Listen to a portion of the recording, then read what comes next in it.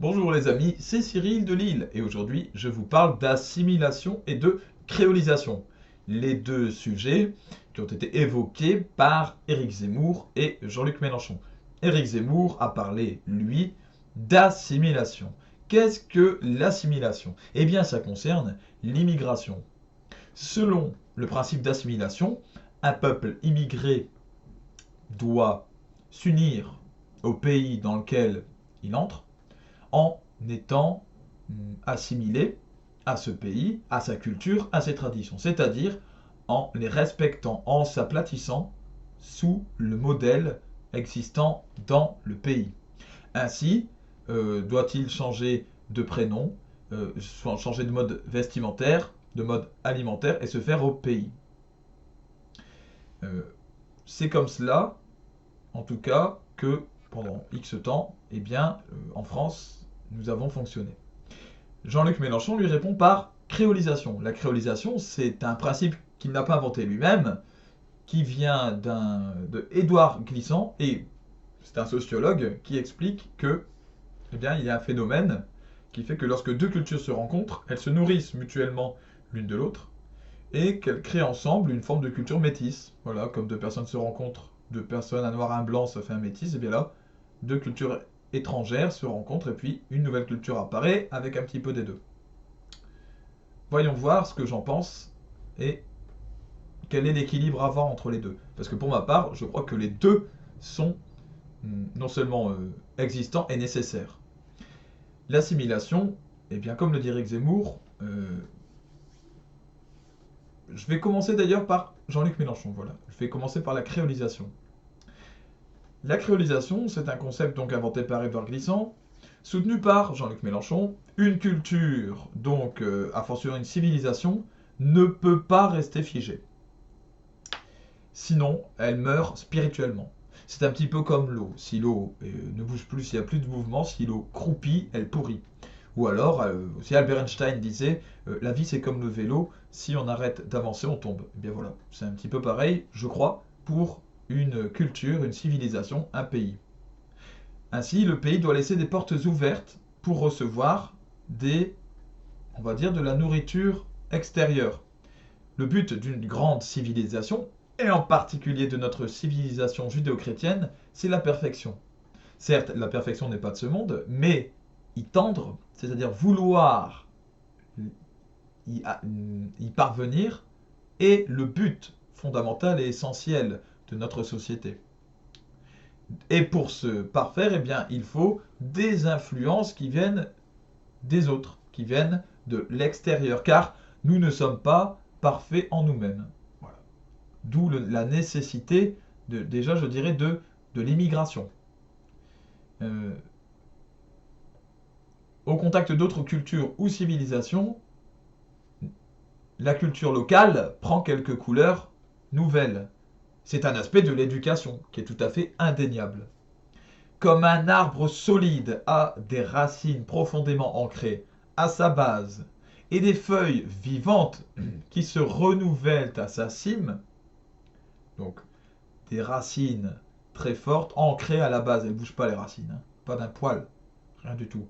Par contre, en haut, il y a des feuilles qui, elles, changent chaque saison, qui tombent, qui reviennent, qui sont pleines de couleurs, qui changent, vertes, orange. Eh bien, il faut les deux, je crois, dans une bonne culture, dans un pays qui fonctionne bien.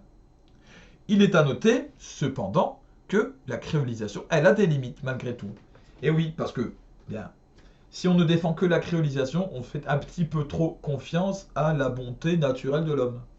Comme si, eh bien, deux cultures se rencontrent, elles se mélangent, tout se passe bien, et puis il y a une merveilleuse culture qui se crée en résultat. Non. Il y en a qui sont de bonne volonté, il y en a qui sont de mauvaise volonté. Il y en a qui veulent s'assimiler, qui veulent faire quelque chose ensemble pour aller vers le bien, et il y en a qui veulent le rapport de force et de domination. Et face à la culture arabo-musulmane de notre pays, eh bien, nous tombons aussi sur cela, nous le savons très bien. Lorsque la créolisation empiète sur l'assimilation, c'est là qu'elle atteint ses limites. À titre d'exemple, notre culture, elle s'est créolisée. Jean-Luc Mélenchon en parle. Elle s'est créolisée aux couleurs de la culture arabo-musulmane. quelques exemples. Dans notre langue, il y a plein de mots qui viennent de la langue arabe, qui tirent leurs origines de là. Toubib, estragon, nouba, faire la nouba, c'est la fête. Alcool, zéro, plein de mots comme cela. Et il y en a encore toute une tripotée. Notre cuisine aussi, le couscous qui fait partie aujourd'hui des plats préférés des Français, qui est d'ailleurs aussi entré au patrimoine mondial de l'UNESCO. Nos commerces, le développement des kebabs, par exemple, c'est quelque chose qui ne disparaîtra pas, ça. C'est la créolisation, c'est le mélange qui est venu donner de nouvelles couleurs à notre pays. Nos vêtements aussi, etc. Aujourd'hui, on peut trouver des vêtements de style arabe dans les magasins français. La créolisation, elle a eu lieu, et c'est bien. Cependant, le mélange a laissé quelques grumeaux. Et les grumeaux sont ceux que je viens de citer, ceux qui ne veulent pas s'intégrer, qui veulent le rapport de domination. Ceux qui disent, comme Yacine Bellatar, nous ne sommes pas ici pour nous assimiler. Ce n'est pas notre projet. Nous avons notre culture, nos façons de faire, et c'est tout, c'est comme ça. Donc nous sommes dans un rapport de force, forcément. Et là, il faut entrer dans la politique d'assimilation. Parce que si on ne veut pas de code commun avec les autres, nous entrons dans ce qu'on appelle le communautarisme, chacun son monde avec chacun ses valeurs. Mais tôt ou tard, il y a un rapport de force qui se crée. Aujourd'hui, chez nous, eh bien, subsiste une part de non-assimilation de choses qui seraient à assimiler, comme les prénoms dont j'ai parlé dans ma vidéo précédente. Nous avons, entre civilisations différentes, des modèles différents. Et les prénoms viennent de ces modèles humains, ces modèles de buts, ces buts à atteindre. D'accord ? Nous avons des valeurs qui sont différentes, et deux civilisations différentes ne peuvent coexister sur le même terrain. Il faut d'un moment à un autre, eh bien, un triomphe d'une civilisation. Il faut une assimilation avec ce dont j'ai parlé, la créolisation, tout en prenant ce qu'il y a de bien dans l'autre culture, pour former ensemble un terreau encore plus riche. Mais n'empêche que, on ne peut pas rester avec deux civilisations l'une contre l'autre au même endroit. Sinon, ce que ça fait, au bout d'un certain temps, et nous arrivons aujourd'hui dans notre pays à ce point, c'est la division.